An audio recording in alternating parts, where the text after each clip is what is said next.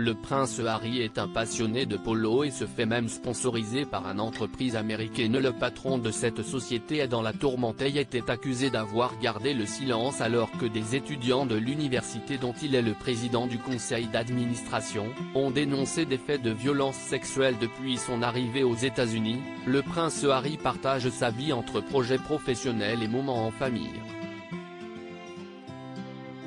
Mais l'époux de Meghan Markle a aussi une passion dévorante pour une pratique sportive, le polo.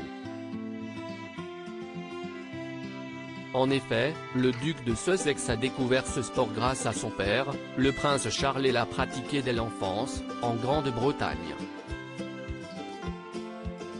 Ainsi, il a souhaité poursuivre cette passion et participe à de nombreux matchs, sous les encouragements de Meghan Markle.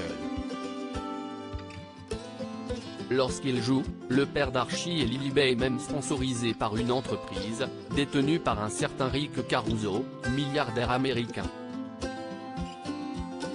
Mais voilà que ce chef d'entreprise se retrouve dans la tourmente.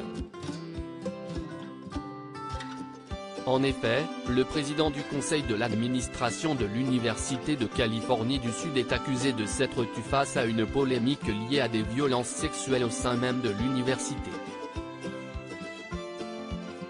Une organisation d'étudiants a informé les habitants de Los Angeles d'actes qui se seraient déroulés au sein de leur campus. Un courrier qui a été révélé au grand public en avril 2022 par le site Nocla.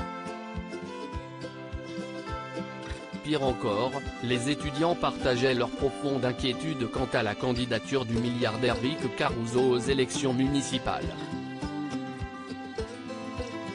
Mais si est surtout son silence face aux accusations de violences sexuelles qui ont été pointées du doigt. Ils ont ainsi reproché à Rick Caruso de ne pas avoir tenu compte de leur appel à l'aide, de leur demande de responsabilisation des dirigeants de leur école et des agresseurs. Rick Caruso dans le collimateur de ses étudiants l'automne dernier, l'USC a été ridiculisé à juste titre pour avoir mal géré les allégations d'agression sexuelle, d'abus et de consommation de drogue par les membres de plusieurs fraternités de l'université, peut-on lire dans la fameuse lettre.